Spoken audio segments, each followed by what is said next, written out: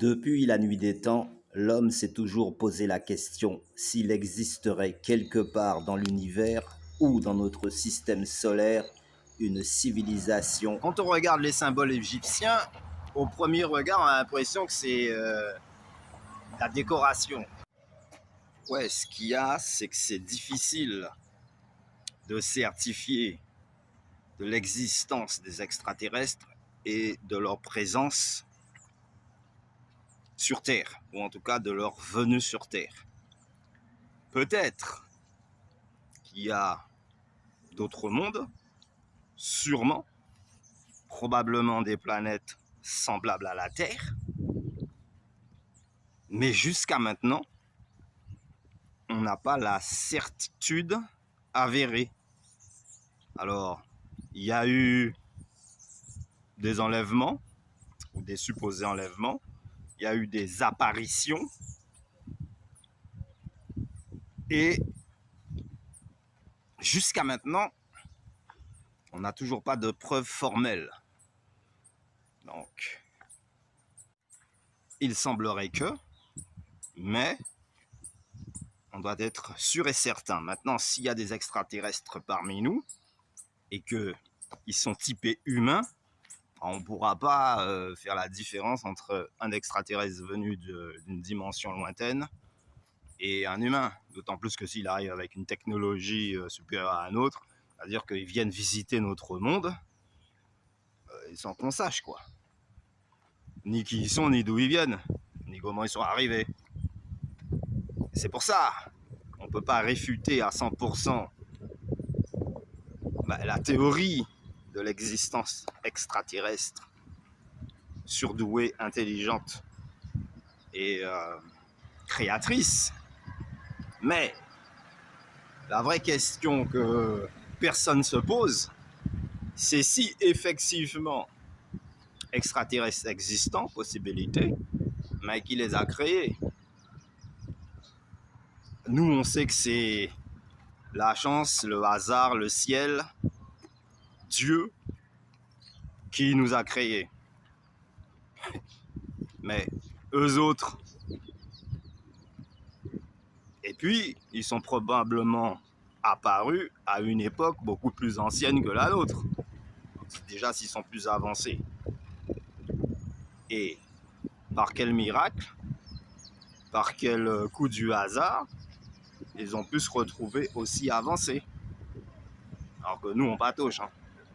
C'est pas parce qu'on a tous des micro-ordinateurs dans les mains que ça y est, waouh!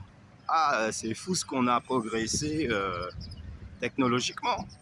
Parce que je peux à parier que dans à peine 50 ans, le portable qu'on a dans les mains,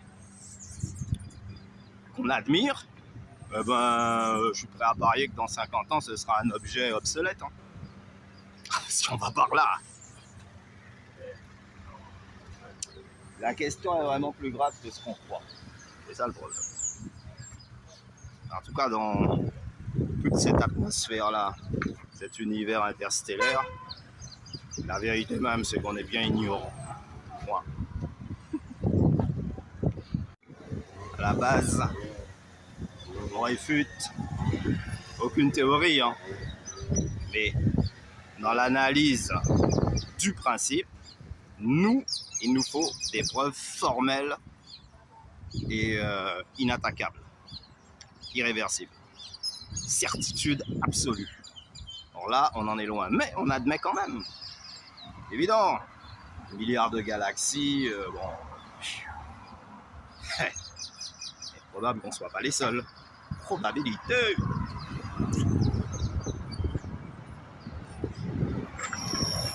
Là. Et en réalité, on se demande si la présence humaine n'est pas plus ancienne que ce qu'il paraîtrait aussi. Ce qui pourra expliquer les différents mégalithes, monolithes, les différentes pyramides placées un petit peu partout sur Terre, alignées en fonction des étoiles. On sait que la tribu des Dogon ont un sérieux plan imaginatif des étoiles. Et bonjour. Et on peut se demander, mais vu que c'est une tribu supposée être primitive, mais où est-ce qu'ils ont pris cette connaissance-là? D'autant plus que dans leur culture, aussi ancienne soit-elle, ils t'expliquent qu'ils ont, eux, été visités à une époque ancienne par des êtres venus d'ailleurs. Et c'est pour ça qu'ils ont un rituel, une cérémonie qui rend hommage à ces voyageurs-là d'un autre temps, d'un autre espace, de façon à ce que les générations qui suivent puissent être sensibilisées au courant de cette histoire-là et lors du retour de ces êtres-là qui leur avaient promis de revenir, et bien qu'ils soient accueillis comme il se doit. Vu que la transmission de cette historique-là aura été faite. Yes! Alors on peut dire que tout ça reste une énigme, un mystère jusque-là irrésolu, mais très probable quand même. D'autant plus que certains affirment avoir été enlevés par des extraterrestres. Et puis en réalité, s'ils existent, il n'est pas dit qu'ils soient supérieurs à nous non plus. Ça se trouve, c'est nous les plus avancés dans tout le système solaire. Alors, est-ce que, à une époque ancienne, ces êtres-là sont venus sur Terre, ont construit des tunnels, ont construit des villes souterraines, ont construit des pyramides? Et des bases secrètes? Dans quel but? Que recherchaient-ils? Pourquoi? Comment ont-ils fait? C'est pareil, hein, c'est le même principe. Ils ont construit les pyramides, donc ils avaient une technologie avancée. Laquelle? On ne sait toujours pas. Pourquoi seraient-ils venus et ensuite s'en aller sans crier gare et laisser tout ça pour nous? Est-ce que justement ce ne serait pas les humains eux-mêmes qui, à un moment donné, ont été eux-mêmes une civilisation avancée, à tel point que voici les preuves? Et qu'aujourd'hui, on refuse même de croire, tellement que ça a été super bien élaboré. C'est possible aussi, hein?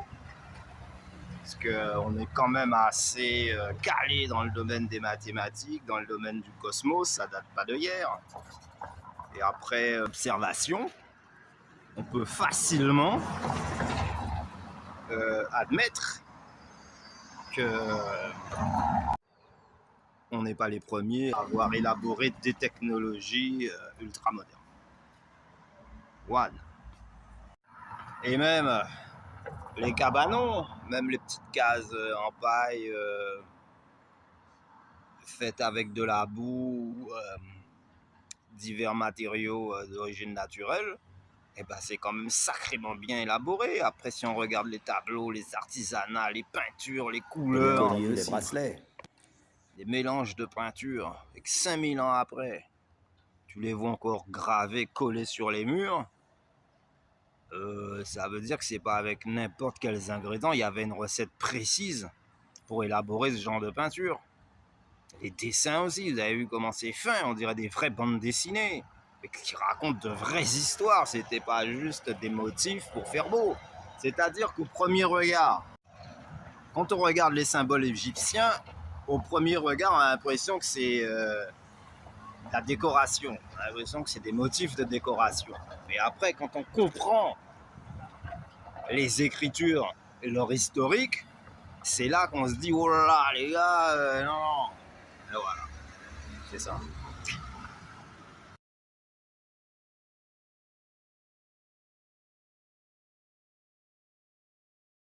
Oui, l'ombre du vent, c'est l'instant où les rayons du soleil passent à travers les feuilles des arbres et que par terre, ça crée un effet de ralenti, ça crée un effet stroboscopique, un effet visuel assez étonnant, assez captivant, assez inoptisant. L'ombre du vent. Ce qui donnerait l'impression que les heures, finalement, ne seraient que des secondes, l'ombre du vent.